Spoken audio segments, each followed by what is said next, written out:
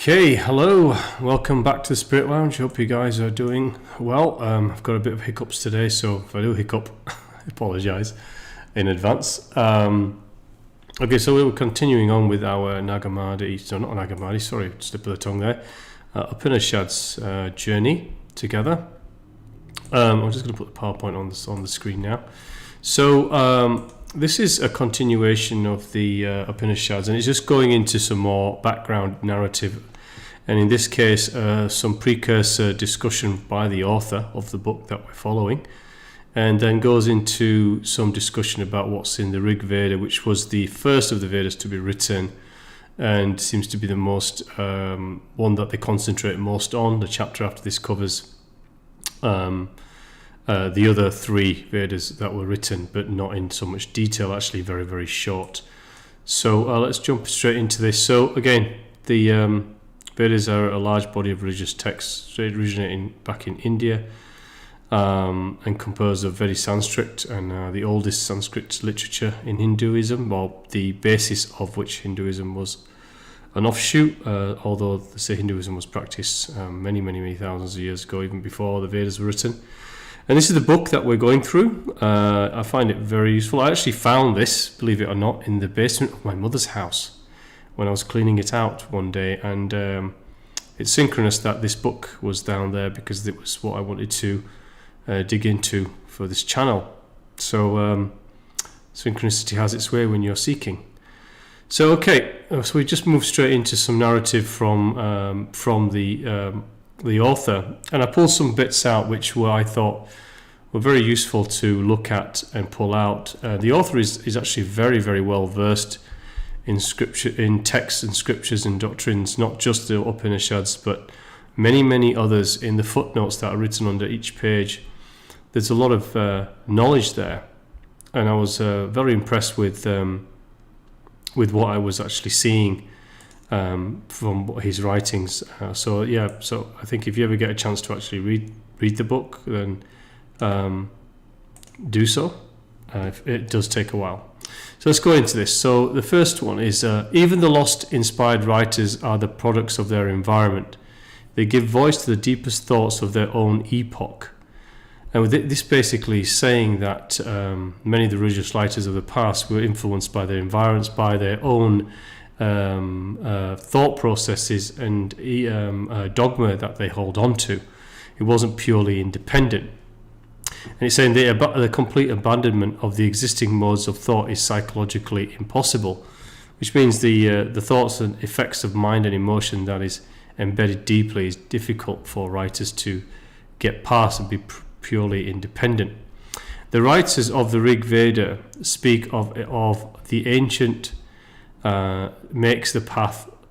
So the ancient makes the path, which is the divine all, to lead them on by stages to the understanding of the deeper philosophical meaning behind their beliefs. So it's basically saying that it's a more broad spectrum. Rig Veda is a more broad spectrum writing from many sources, as we mentioned before, and it looks to lead a person through their own understanding, through their own deeper journey into themselves, to discover the realities of the absolute through their own journey privately and personally.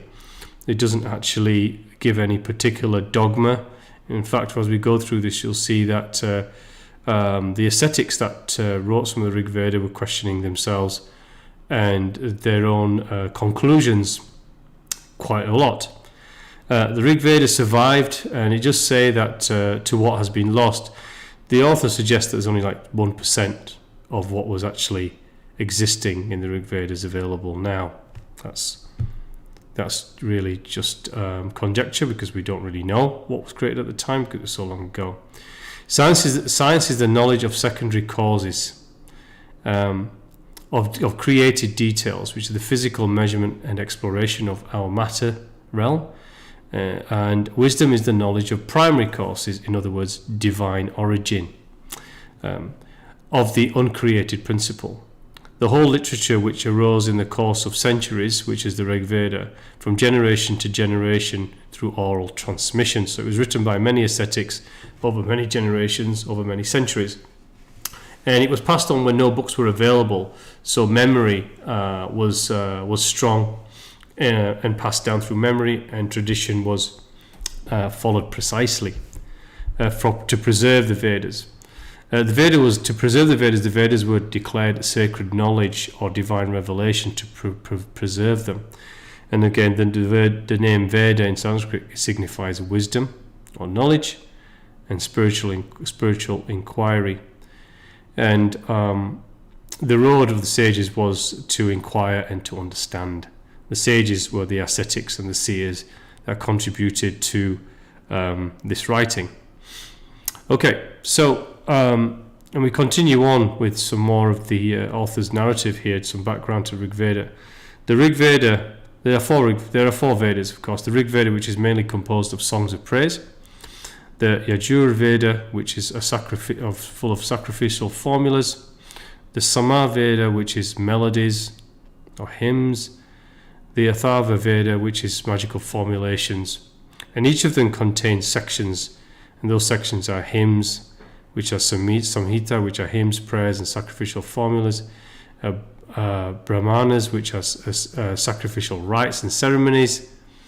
And Aryankas, which is philosophy and mysticism.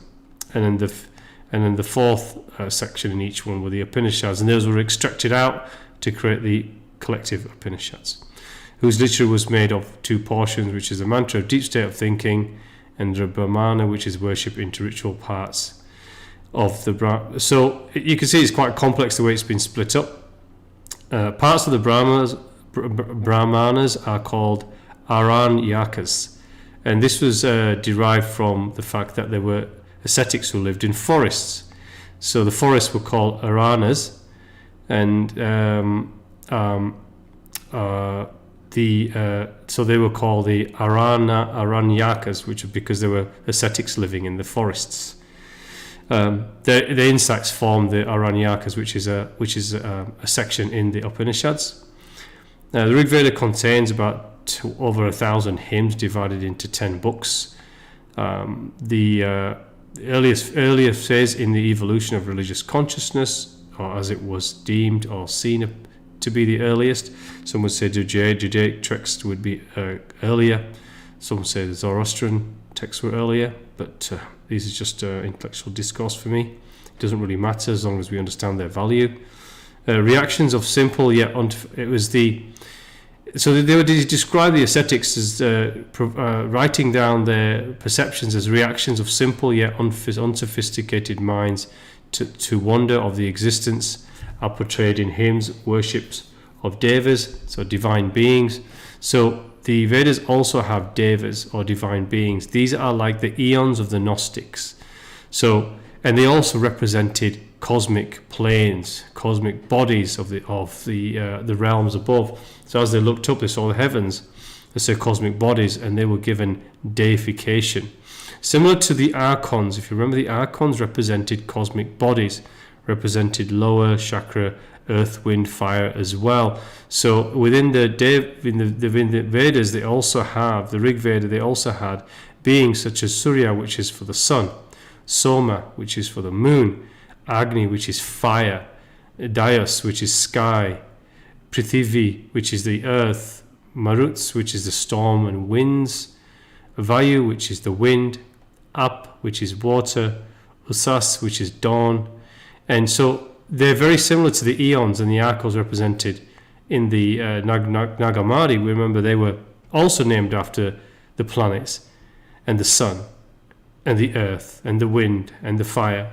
So you can see there's a lot of similarities in the way that deification or deities were created to represent things, to represent material or cosmic forces or natural occurrences, natural forces. And they were then given deification and saw the celestial bodies as gods and deities and rulers. Very, very simple, very similar approach, and the way that the scriptures were pulled together. So even deities whose names are no longer so transparent were originally related to natural phenomena such as akin to the eons. So as Indra, another deity, was was representing weather and rain. Varuna was representing natural and moral order of the universe, which basically means the passage, this cycle of the planets around the sun, the seasons that follow each other.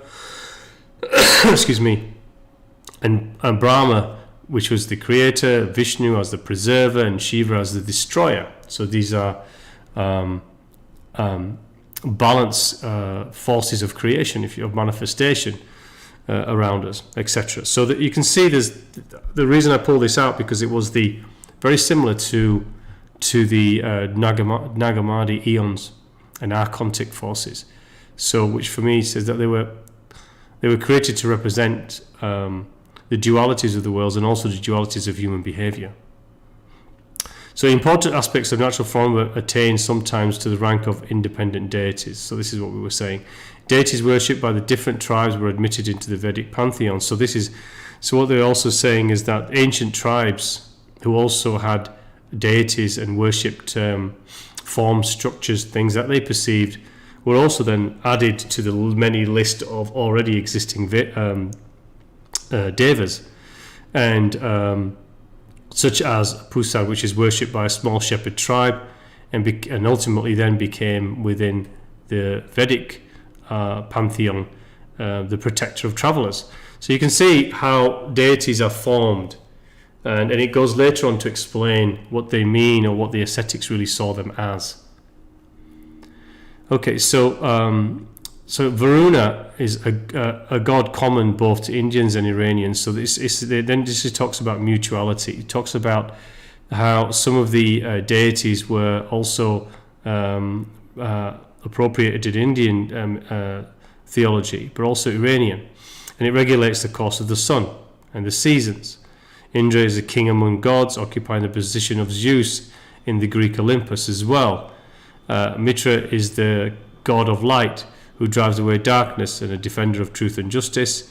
And these were together regarded as the three eyes of the great illuminator, which is the sun. Aditya is also a representation of space and air. So some more examples of the deities representing physical things, natural occurrences, natural phenomena. Okay, worship is accorded to any of the Vedic deities, we tend to make that deity. So he's saying worship is accorded to any of the Vedic deities, we tend to make that deity the supreme one. So what he's saying here is that even the ascetics at the time were saying that these deities ended up becoming gods to people. So rather than looking to the absolute or the divine source itself, they decided to, many drifted into worshipping deities as the supreme focus of their devotion. So you see many within the Hindu faith particularly have many deities within the home, and they'll pray to a deity or a figure of a deity, a representation of a deity that represents something that they value. It could be praying for a deity that represents love or wealth, and that is the primary deity in the home, which is then worshipped. And that's what this is saying, is that humanity then started to lose the focus on the absolute and move towards focus to the deities or aspects of the absolute. So they give all the attributes of monotheistic deities. So in other words, they treat it as a monotheistic god. We get what is called henotheism. So this is what is called as adherence to one particular god out of several. So as we were mentioning, deification of deities is where you get henotheism, where we regard that deity as the absolute and give it the same attributes as the absolute and see no other gods, the true absolute, and they also disregard all the other deities that exist. So that's a difference between psychological monotheism and metaphysical monotheism. Simplification of the ideas of divine attributes, just like eons and the archons of Gnostic scripture. So this is what they've done. They've simplified the ideas into divine attributes. The one principle forming all deities. Vedic Indians were sufficiently logical to realize that the attributes of creation and rulership of the world could be granted only to one being. That's true. So the ancient ascetics here were noticing that there were there were deities existed, but also recognized that they weren't the true absolute. They were just derivatives or representations of aspects of the absolute, that they could only give devotion really and rulership to of all that is to the one being, which is the absolute. And so religion has removed. So I stated here, yes. However, religion has removed this understanding in many. It has. So religion has focused us on a figure, or a symbol, or a deity, or one or more deities, rather than talking and asking us to refer to the single absolute, which is the only thing that actually truly exists. And so many faiths have done this, not to every one, but the faiths have tried to move us into that direction. We focus on the worship of avatars as opposed to the message of those avatars, and then therefore moving us towards the absolute itself, or the divine source, or the invisible one. Thus the logic of religion faith asserts itself in favour of monotheism. The universe is an ordered whole. I would only say it's ordered insofar that it expands and based on universal law and physical quantum constructs and energy, but it has, I believe, the universe as a whole has a consciousness that extracts from all the consciousness of everything that's within it. So it's conscious of itself as well. There is no randomness in the universe. It does have an order of which it expands, but it is conscious of itself. A variety of the world suggests numerous deities. Yes, so we have variety in the world, and therefore deities are manifested. Unity of the world suggests a unitary concept of the deity. Okay, the philosophy find the beginnings of doubt in the Rig Veda. So it's saying that the ascetics here although they were passing on their perceptions through their practice, whether it be in the forest or otherwise, through their isolation and dedication to the discovery of the reality of things, they also questioned what they were seeing, what they were perceiving. They didn't state it was absolute truth. They always were putting question into whether a deity existed or not, or what they were seeing was either real or a shadow. So some of the texts in the Rig Veda would say of Indra, it is said of Indra, of whom they ask, where is he? So they're questioning, well, there's a deity that we speak of, but where is this deity? Of him, indeed, they also say, he is not. O faith, once so full of vigour to shadows, we pray for faith. And the refrain occurs in the Rig Veda verse after verse. So basically he's saying that even the Rig Veda is suggesting the presence of deities, they also state that they're unsure whether those deities exist. And that is showing humility, actually. That's showing humility in the text. It's showing that there's infallibility in the ascetics or the seers' perceptions of what they're seeing, and the contributors over centuries and generations of how the Vedas were created.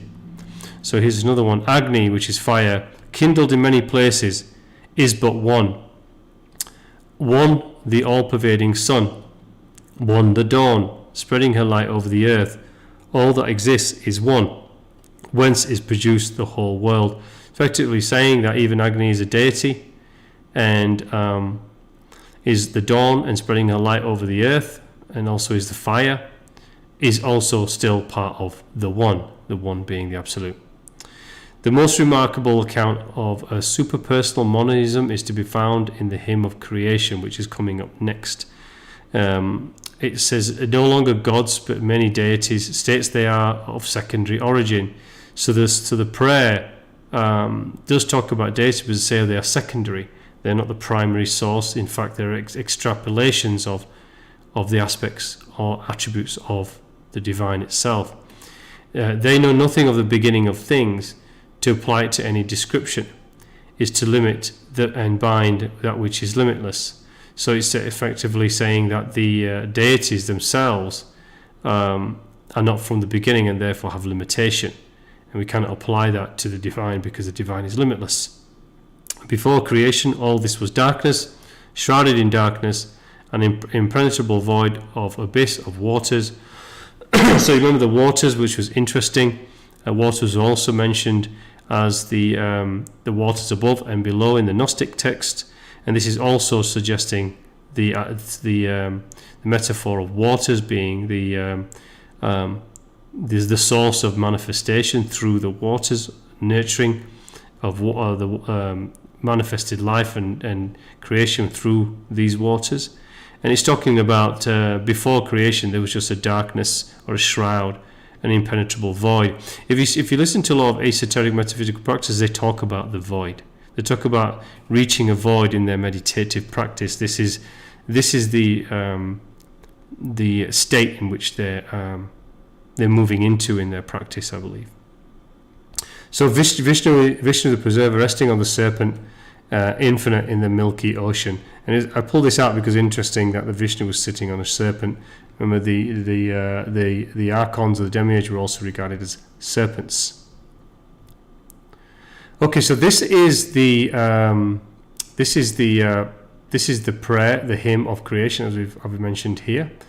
And I wanted to show you these texts up here to show you what Sanskrit looks like. Don't know how to translate that; it's translated in the book. So this is the Sanskrit there, and this is the English translation of that line of Sanskrit, and we'll go through this. And this is the hymn of creation, and this is where he's saying that they talk about many deities, but also put humility in the hymn, saying that they're not saying what they're saying is true, but also they also question themselves as they're traversing this journey of realization of reality. Okay, so we'll start. Then even non-existent was not there, nor existence. There was no air then, nor the space beyond it. What covered it? Where was it? In those keeping? In whose keeping? Was there then cosmic fluid in depth unfathomed? So this is talking about the abyss, darkness, the space beyond what is. Then there was neither death nor immortality, nor was there then the torch of night and day. The one breathed windlessly and self-sustaining. There was that one then, and there was no other. At first there was only darkness wrapped in darkness. All this was only unillumined cosmic water. So this means it didn't have the light of thought and intention, and the cosmic water being the realms, the source of manifestation of all possibility. So illumined means it wasn't given intention and thought and purpose into this darkness, and therefore it was darkness wrapped in darkness until it was illumined by light, which is thought and information, purpose and intent, to create through what was called cosmic waters. That one which came to be, enclosed in nothing, arose at last, born of the power of knowledge. In the beginning, desire descended on it. That was the primal seed born of the mind. The sages who have searched their hearts with wisdom know that which is kin to that which is not.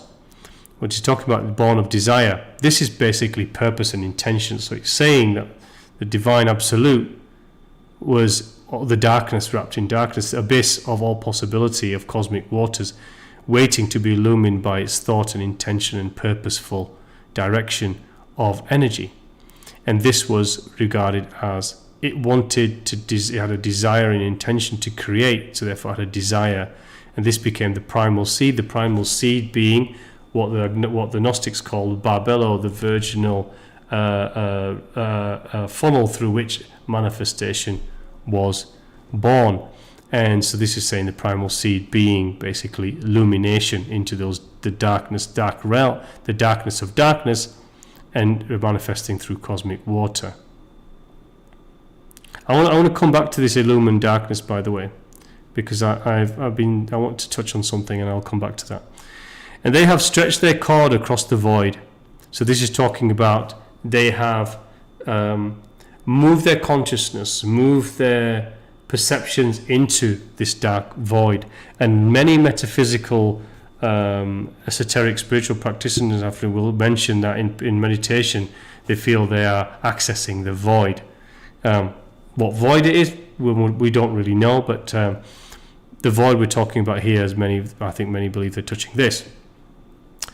And they stretch their cord across the void and know what was above and what below. Seminal powers made fertile mighty forces. Below was strength, and over it was impulse. But after all, who knows and who can say whence it all came and how creation happened? The gods themselves are later than creation, so who knows truly whence it has arisen? This is where humility is born. So what they're saying is, this is their perception, but they're saying, well, who can really say? This is our perception. The deities themselves are later than creation, which means they were secondary. They were manifested by humanity. The deities were manifested by us to interpret and understand the divine all and its attributes. They are no more than metaphors or archetypes for attributes of physical and non-physical forces and phenomena. Whence all creation had its origin, the Creator, whether he fashioned it or not, whether he did not, the Creator who surveys it all from highest heaven, he knows, or maybe even he does not. So there's a lot of internal questioning of their own perceptions to be true or not to be true, or to have validity or not to have validity. And this is what the author is trying to state in this this section, this what we're going through, is that there were perceptions, but there was also humility in questioning themselves to ensure that their perceptions had validity before they were written and passed on. And I quite like that. So I want to go back to this. There was only darkness wrapped in darkness. Now, I've said many times that upon death we will manifest into our reality what we'll see beyond this life, whatever is most attached to us. If you think heaven is like earthen, that's probably what you're going to see. If you want to see your loved ones, that's highly likely what will come to you.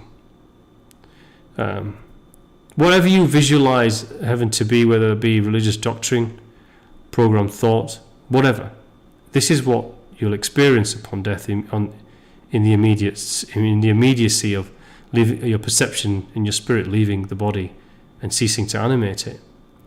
But I've always said in many of the videos, if you watch them all, that my perception has always been that the true state of our true home is actually a darkness.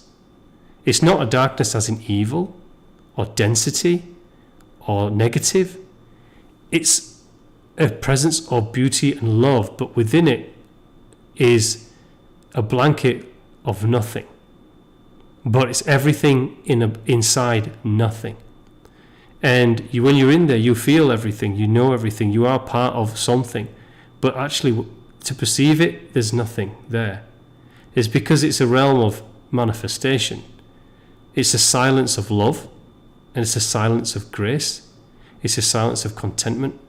It's a silence of peace. It's a silence of integration into the all and into grace. And so even though there's no trees and land and planets and moons and things that look like the earth and so forth, it actually is just a blanket of full, all-encompassing, pure love within a void that looks of darkness, because there's nothing in it other than absolute emotion and feeling and energy. You are simply present. You simply are in. You are an isness. You are an I. You are a consciousness, an aspect of force that exists in an infinite realm in which there is actually, in its base, in true absolute form, darkness. But we can manifest within a heartbeat, just by thought, anything in this darkness for it to be there. So this is why when we are firmly aligned to something, or a belief in something in the afterlife, the darkness wrapped in darkness of unillumined cosmic water will present that to you, if that is what you are attached to. Ultimately, that even that illusion will drop, and you'll move into back into the knowing of all that is, which is this darkness. But actually, the realm of our true home is just presence. It's just we are where we are. It is just a silence of beauty and love and grace. You feel the presence. You don't see anything. You feel, because there's no bodily forms, there are no structures. It's just this darkness wrapped in darkness. I've always felt this myself, and it's come to me in my own channel. So I was interested to read this when I saw it in the text that I was reading to pull this video together. So that's my own. So have a think about that. See what you feel about those comments. Okay, let's move on from the prayer, the hymn of creation, and let's move on to the next passage. So the author goes on to say the power of manifestation, which is called Maya in Sanskrit, is not self. Is not self. So that basically means not self is not independent of self. So not self is not independent of not self. So this is talking about not self being our physical, human expressions of ourself, our conscious external selves. Is not independent of the self. The self is the spirit, or unmanifested, which is the spirit. It appears as external to the individual ego, and is the source of ignorance. So what it's saying is that when we are attached to our not self, we are detached to the self, from the self, and therefore we start to become blind, and our ego takes over, and it starts to build ignorance. The waters, which is called Parapraktri, represent the unformed non-being in which the divine lay concealed in darkness. The waters are that which creates from divine thought and intention and purposefulness. The absolute in itself. So it's saying the non-being which lay concealed in darkness is the absolute in its existing within itself. It's self-limitation. The abyss is the not self, which is the true I, the mere potentiality. The self-consciousness being gives it existence by impressing his forms or ideas on it. This is creation through thought. So this is saying that the self-conscious being gives it existence by impressing his forms and ideas on it. This is what we're saying. The darkness of the darkness is a realm of all probability and a stream of possibility and probability. It just waits for us to bring into life whatever it is we think about, whatever it is, whatever forms or ideas we wish to impress upon it, which is what this is saying, and it will come to pass. This is why it's saying in life, what you think about, you will experience. What you focus the most on, you will experience. It's the same. The same rule applies as above, so below. This is where it comes from. The whole world is formed by the union of being, which is oneness, and not being, which is the desire of imagination and purposeful will. So this is talking about the union of being, which is the darkness, the oneness, the unity, the I, the absolute, and the not being, which is desire or purposeful or intention of imagination to bring things to life. The Supreme Lord has facing him this indetermination, this aspiration to existence. And so this was saying that the divine wanted to know itself through different forms of existence, in different aspects of existence. This was desire, so this is called kama, or karma. In other words, this is where it comes from. Desire is karma, it's positive or negative intended action, which is desire or intention. We can have positive or negative intent or purposeful will, developing karma or an energy footprint in this world or in this realm, which carries forward with us. We are attached to all of the karma that we create. It doesn't leave us. The world is created by the personal self-conscious God, who acts by his intelligence and will. This is how the Vedic seers understood the whole of creation. Humility, and they had the humility to admit all this is surmise, which is basically a suppose without evidence. So they were stating clearly that this is what we perceive, but we don't have evidence to prove that it's real, but this is what we perceive through generations or hundreds of years back then, of centuries and centuries of internal revelation. And because it also says it's not possible for us to know all things, or for us to know things which lie, because they lie so far beyond human knowledge. I agree. We've said this before in the Gnostic series, in the Nagamadi series, in that to know the true absolute is not possible within the human vessel. We only can elevate so far in this human vessel, and that elevation state is what's called moksha in Hinduism or Sanskrit, and what is called originating in Gnosticism, which is the release from rebirth, in other words. And then we continue in other forms, non-physical or non-human, to continue the journey to greater realization. But we cannot see this, we cannot know it all from within body ever. The hymn of creation suggests absolute reality and a personal God. The absolute reality being beyond the being and knowledge, which is beyond us, beyond all things. The personal being is the highest categories of human experience. A personal being, as I was saying, originating, protophanes, or moksha, is treated as a development or manifestation of the absolute. So it's a state, in other words. It's treated as a development or manifestation of the absolute, which means that your spiritual ascent is a development or manifestation of absolute until you get to a state of absolute as close as is possible, but you cease the journey in body once you've achieved a certain state of vibrational frequency, or what they call dimensional ascent, so 3D, 4D, 5D, 6D, 7D, so forth. These are vibrational states of ascent. These are also regarded in the Gnosticism, remember, as originating, protophanes, or kalyptos. Here it's called moksha, and then you have other states beyond that. But the principal one they try to Hinduism focuses on is moksha, which is release from rebirth, which is the same state of ascent as originating in Gnosticism. Okay, I hope that's helped, because I'm trying to compare how things are similar and what the meanings are. Let me know if this is resonating. So it goes on to say, creation is interpreted in the Vedas as a development rather than bringing into being something not existent. The first principle, the whole world. So this is talking about we gradients of ascent, in other words. The Upanishads that the spirit in man is one with the spirit which is the origin of the world. True. The Rig Veda used two different concepts: generation and birth, and something artificially produced to account for creation. And these are some passages from Rig Veda. Again, in the beginning was the golden germ. From his birth, he was sole lord of creation. He made firm the earth and this bright sky. So I put on here, discern. Do not take literal hymns. Do not take literally the hymns, praise, or any passage. Look at them from a spiritual lens and at the broader meaning.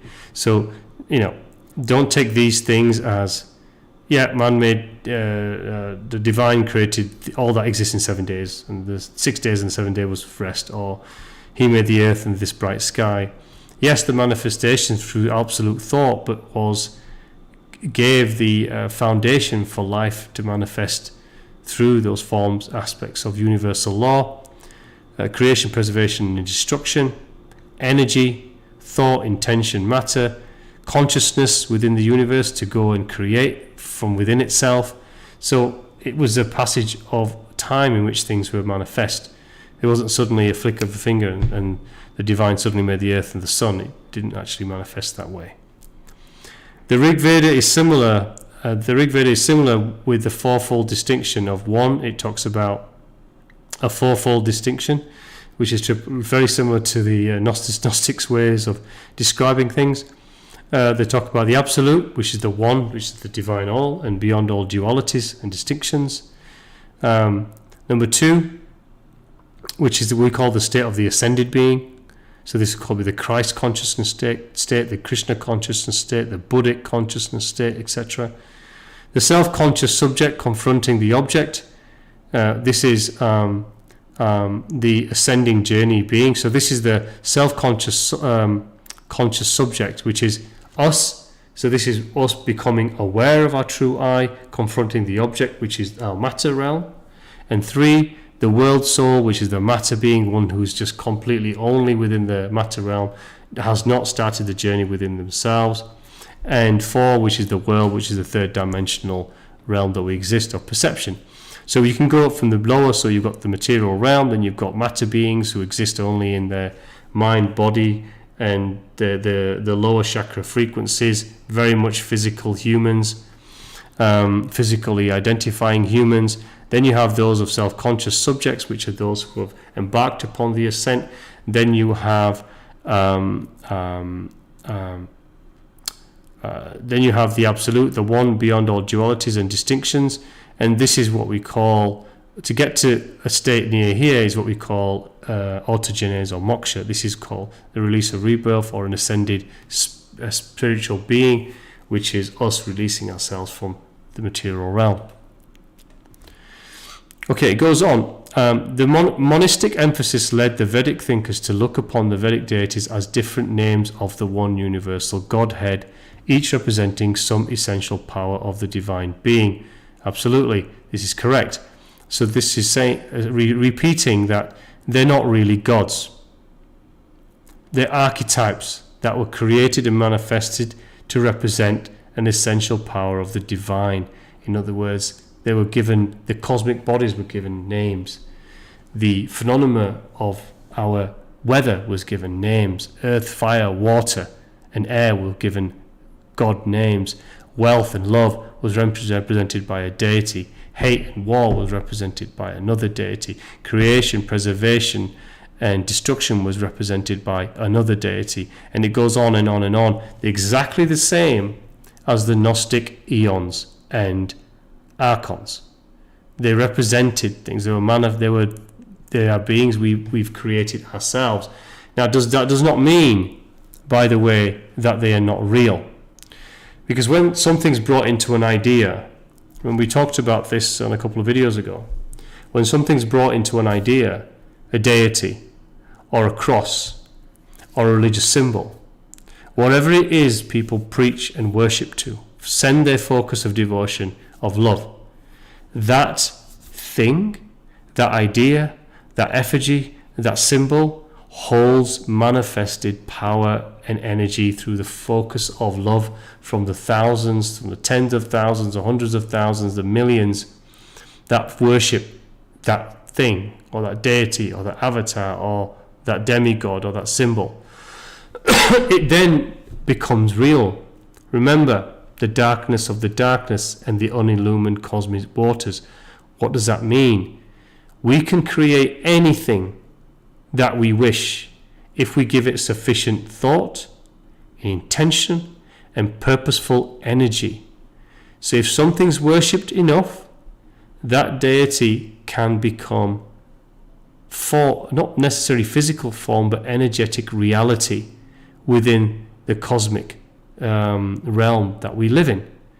This also applies to dark energies, dark forces, what we call demons, what we call the jinn, and all those kind of things. This universe will provide us with whatever it is we sacrifice to, what we give energy to, what we turn our thoughts to, what we give mass devotion and energy and worship to. What we wish to create, we will manifest, and those things will exist for eternity while they're still worshipped and given sacrifice to. So these deities, they're worshipped all over the world. Many things are worshipped all over the world. The cross, if someone does something negative to the cross, it would be seen as blasphemous, would it not? That's because the cross isn't necessarily divine, but it held Jesus, of course. But it's what it represents. It represents the worship and the love and the grace of all those who send devotion and love to it through worship, through meaning, to faith. So it has meaning. It becomes revered. It becomes divine that way. The thing around my neck, which is the Om symbol, for me, this is a divine symbol. because many see it as divine. I do, because it's a personal thing for me. All religions, all things that are worshipped are divine. All deities, all eons are divine, because people do worship them and do have brought them into physical reality. Athena, the god of war, is almost depicted in all of the statues around the world. In New York, Statue of Liberty is based on Athena. There are many around the world. The one in Austria is based on Athena. The one in France is based on Athena, I believe. There are many. The one in Russia, the mother of Russia, that's based on Athena. So these are all deities that have been created, but then are worshipped by many. So we need to, that's why we should respect all deities, regardless that we know that they are not the absolute. They are expressions of, attributes of, archetypes of, but they are gods to many because they have become so. And within the energetic realm of the Akasha, they have also become so. So in some ways, they aren't real, and in other ways, they have become real.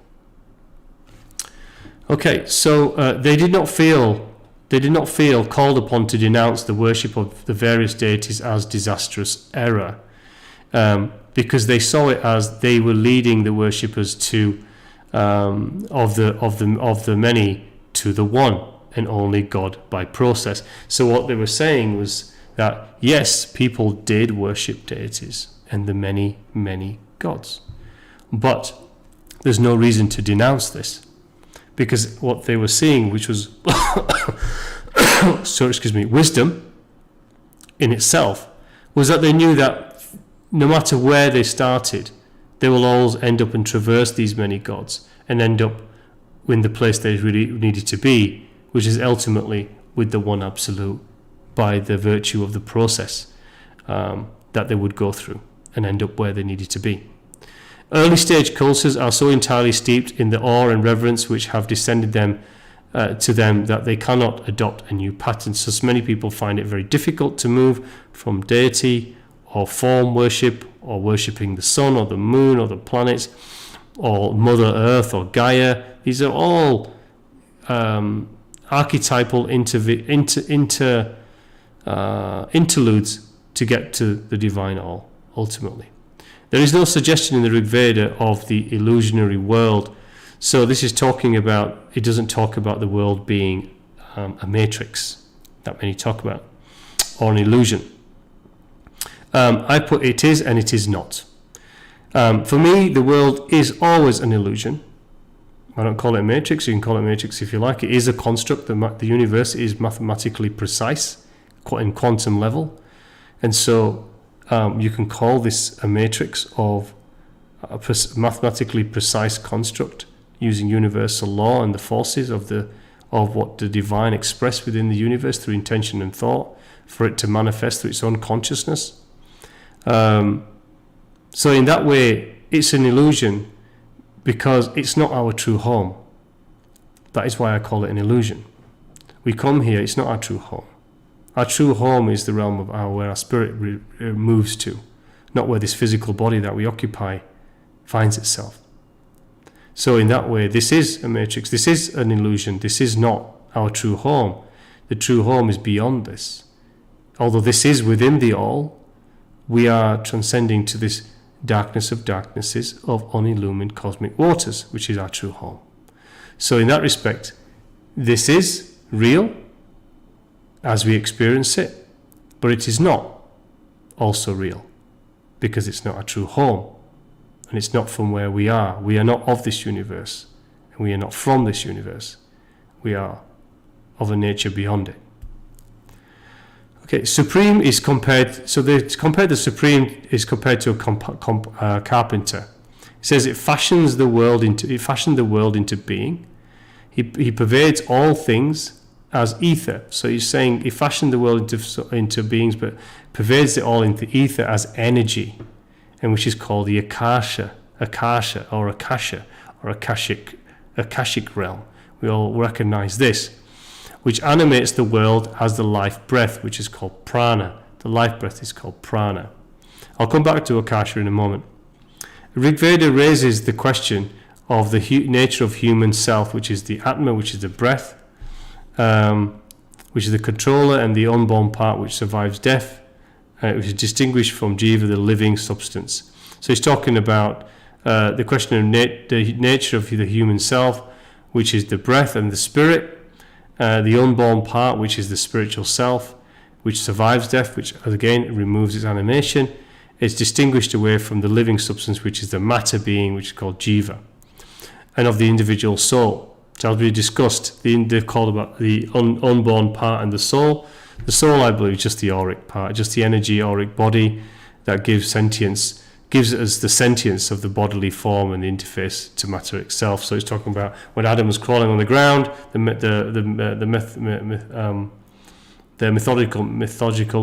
mythological Adam rolling on the ground, but wouldn't stand or go beyond just wriggling on the ground as the archons created Adam.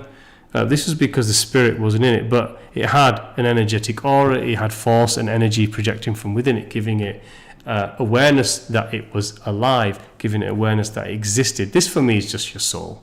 If we had to call anything a soul, that's what it is for me. The divine spirit is only the thing that exists in reality. Okay, the aim of the Rig Veda is for us to become like gods, in other words, to elevate. The individual soul can become the universal spirit. Yes, so this is talking about us living within our animate, our being self, our recognizing that we exist, interacting with this world through our consciousness. Our spirit is animating the body to make it alive, but sits silently within, doesn't interfere until we reconnect with it. Otherwise, when we're not reconnecting with it, it's animating the body so we can animate, but we're living within just our energy frequency, our mind and body consciousness and sentience. We're not living through the sentience of the spirit. So this is talking about the individual soul can become the universal spirit. This is the same message as what the Nag Hammadi was also providing us through the Christ message. The way to spiritual attainment is through worship. In this context, it's through yoga, yogic poses, not westernized yoga, the Eastern, meditation, prayer, and silence, and those things. And a moral life. I put it's not good enough just to be good. It isn't good enough just to be good. We're all good in life. Everyone walks through life not wanting to do harm to others and to be good to our fellow human beings. But that just walks us through life as soul beings, if you like. We have to go beyond being good.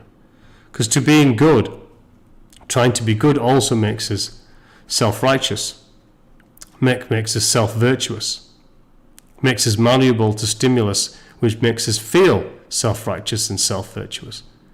It always takes us into our mind egos, is living a life of moral life, of good, just for the nature of being good. It is good to be good, but we must be more than just good. We need to be have spiritual attainment to be divine. And that is when wisdom comes in, when self-righteousness and self-virtue disappear, where the ego is tempered, where the mental ego is tempered. This is only done through the spiritual attainment or a sentient process. Otherwise, a moral life and being good will only leave you within your mind, your self-virtuous, self-righteous self. It won't go into the spiritual side where those things actually drop away. Humility enters. A very confident, sturdy, steadfast humility is expressed, but from spiritual force from within. Let me just go back to Akasha here. Sorry, I was going to go back to that. So remember, it said that things are manifest. Our cosmic, you must have heard of the cosmic library or the Akashic record or the Akasha. This is regarded as a place where it's a cosmic library, if you like. It's a library of all that exists, has ever existed, could never existed, all timelines here, now, tomorrow, have happened, never happened, may happen. Everything that has occurred in the universe from the dawn of existence is in what is called the Akasha, or this ether. It's an energy that exists and surrounds everything that exists. And it's a cosmic library. It's called that library because it's a record of everything. And all that's manifest and that isn't manifest, that has been, has not been, that may be, exists. And this is where our karma also exists. This is where the clothes, not the physical clothes, but the energetic consciousness clothes that we have worn in life, in each of our incarnative lives, reside there. Our spirit passes through that and through up back into the realm of the divine and back and through back down as we re-enter this life, and we pick up all of the karmic body, positive, negative, indifferent, all of it comes back with us. And that's why you will have tendencies. This is what I call tendencies, patterns of behavior, repeatable patterns of behavior that you would have had in previous lives. You'll carry them back down here because you pick them all back up through the Akasha. You leave them through there. There are your clothes. And you discard those clothes when you reach what was called that autogenese, that Christ consciousness, that Krishna consciousness, the moksha state of being. You have achieved the state where those clothes are removed from you. They no longer exist in the Akasha because they are all negated. You have raised your consciousness, raised your vibration and balance through all of the patterns of previous tendency and patterns of behavior. So therefore, there's no requirement for you to drop back into the material realm again. And that's held in the Akasha, which is also the state of karma, which is where karma is basically, as it mentioned up here. Where was it again? It was somewhere here, but it was basically desire. We can create a positive and a negative desire, and this also holds in the Akasha. Okay, so it continues. We've only got one more slide after this. 3 functions are assigned to the 3 groups. So this is where I wanted to pull this out because I wanted to discuss how I disagree with this. So in the and why and what I understand, this gives an explanation where caste system was developed in India as well, and other prejudices. Madame Blavatsky also talks about these prejudices. She built on these prejudices in her work, The Secret Doctrine, which I may or may not go through because I don't particularly like that book. But she also believed in some of this stuff too. So it says there are 3 functions assigned to 3 different groups of humans in the Vedas. There are men of learning and virtue, which was called a Brahmana. The men of courage and courage and fight, which are called the Sastriya, and the men who provide economic needs, which is called the Vasya. And below them is everyone else called the Sudras, which are devoted to service.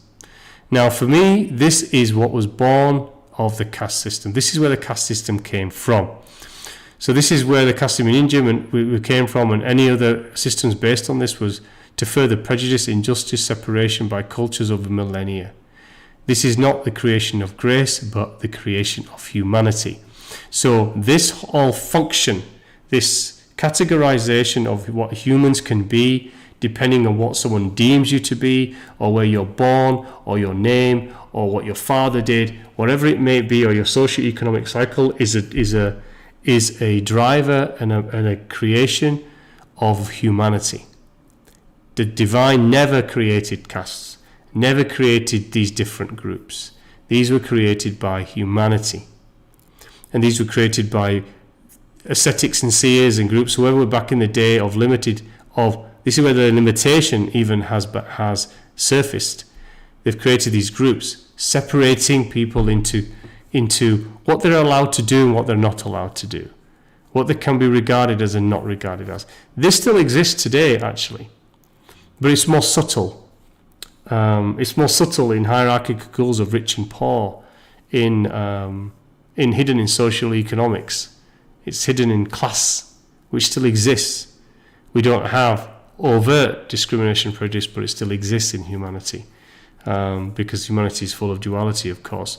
But this I find quite repulsive personally. But gives us understanding though where the caste system comes from in India, which still exists for the most part from what I've seen in my many visits there. Okay, there is no reference to rebirth in the Rig Veda. Although elements are found, so they don't strictly say incarnation exists, but it seems to say that They do suggest it exists. And some passages are the passage of the soul from the body, its dwelling in other forms of existence, its return to human form, the deterioration of future existence by the principle of karma are all mentioned. So maybe it doesn't say incarnation, but through these sentences, it clearly talks about incarnation. And some other passages born out there is Mitra is born again, the dawn or Yusas is born again and again. I seek neither release nor return. The immortal self will be reborn in a new body due to its meritorious needs. This is talking about the karma, remember? In the vibration, and it's the vibration one has achieved in a sense. So it does talk about incarnation. The Rig Veda, we find the first adventure of the human mind made by those who sought to discover the meaning of existence and man's place in life. So this is talking about what the ascetics, the seers, the sadhus and the gurus were doing at the time, was basically going on an adventure to understand their man's place in the total realm of existence and what the reality of existence truly was. So I want to say thank you again for listening to this. We are going to get into the Upanishads eventually, but there's a lot in the book as precursor information to help explain it, and it does help before we dive straight into the text, because they can be quite complex, actually, some of the translations, and it's good to understand the basis and foundation of where they come from to then understand what these passages are trying to say. And again, become the second coming. It is you. And as Mahamji says, become what you seek and not just practice it when it favors you. And again, if you want some foundational information and knowledge I put into all that we are, what we're talking about in these videos goes a little bit beyond that. But these are foundational knowledge that I channeled and went through into this book. It is for anyone who's interested, available on paperback and ebook on Amazon, if you're interested. So, okay, let me just move into, and there's the contact details there too, if you want to contact me on the Gmail or through any of these media sources, BitChute, Facebook, YouTube primarily, although I'm going to start uploading onto Rumble and Odyssey. Okay, so let's just put the webcam back on. There you go. So I say thank you so much, everyone, for listening to this again, and I hope you enjoy it. It is going to be a journey just as interesting as the Nagamadi was, so be patient, and I'll see you next time, and until next time, God bless you all and take care, and thank you.